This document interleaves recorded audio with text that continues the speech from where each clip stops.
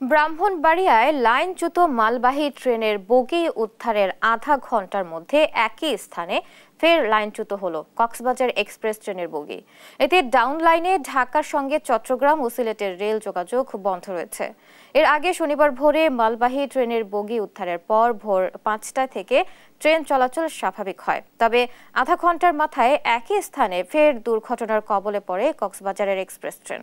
এ সময় একটি বগি লাইনচ্যুত হলে ফের ঢাকার সঙ্গে চট্টগ্রাম ও সিলেটের রেল যোগাযোগ বন্ধ হয়ে যায়। এদিকে ঢাকা থেকে খুলনাগামী জাহানাবাদ এক্সপ্রেস ট্রেনের দুটি কোচ ফরিদপুরের ভাঙ্গা এলাকায় লাইনচ্যুত হয়। এতে ঢাকা খুলনা রুটে ট্রেন চলাচল বন্ধ রয়েছে।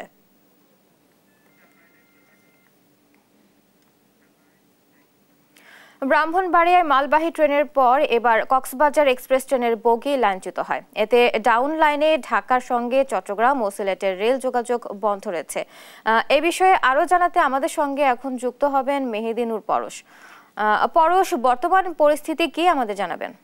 হ্যাঁ বুবলি, আপনাকে জানিয়ে রাখি যে আজ ভোর সকাল 6টার দিকে কক্সবাজারগামী যে কক্সবাজার ট্রেনটি কিন্তু ব্রাহ্মণবাড়িয়া রেল স্টেশনে আউটারে পরেই কিন্তু যে পেছনের একটি বগির দুইটি চাকা কিন্তু লাইনচ্যুত হয়ে যায়। লাইনচ্যুত হওয়ার পরে ঢাকার সাথে চট্টগ্রাম ও সিলেটের রেল যোগাযোগ বন্ধ রয়েছে এবং আপ লাইন চালু রয়েছে, তবে ডাউন লাইনে ট্রেন চলাচল বন্ধ রয়েছে। আমি আপনাকে যদি আমি দেখাতে যে যে স্থানটিতে রয়েছে এই স্থানটি যে ট্রেনের যে বগিটি কিন্তু এখানে উদ্ধার করে কিন্তু তারা এখানে নিয়ে এসেছে রিলিফ ট্রেনের একটি উদ্ধারকারী দল।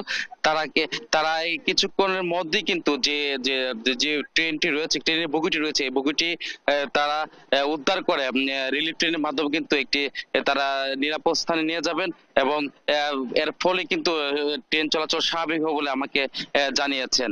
এদিকে এই ট্রেনের যে ট্রেনের বগি লাইনচ্যুত হওয়ার ঘটনায় বিভিন্ন স্থানে যে ট্রেন যাওয়ার কথা থাকলেও কিন্তু এগুলো কিন্তু ট্রেন শিডিউল কিন্তু একটি বড় বিপর্যয় দেখা দিয়েছে।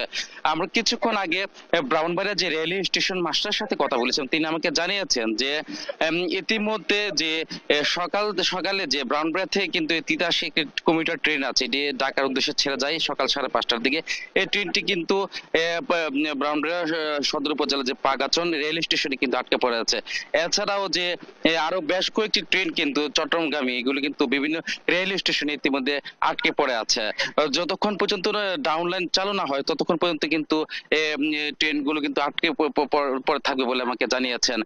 আপনাকে যে আমি একটি তথ্য জানিয়ে রাখি, ঠিক একই স্থানে গতকাল রাত 10:30টার দিকে যে একটি চট্টগ্রাম থেকে ছেড়ে আসা যে একটি মালবাহী ট্রেন একটি বগি লাইনচ্যুত হয়ে ঢাকার সঙ্গে সিলেটের রেল যোগাযোগ বন্ধ হয়ে যায় আপলাইন এবং ডাউন লাইনের সহ।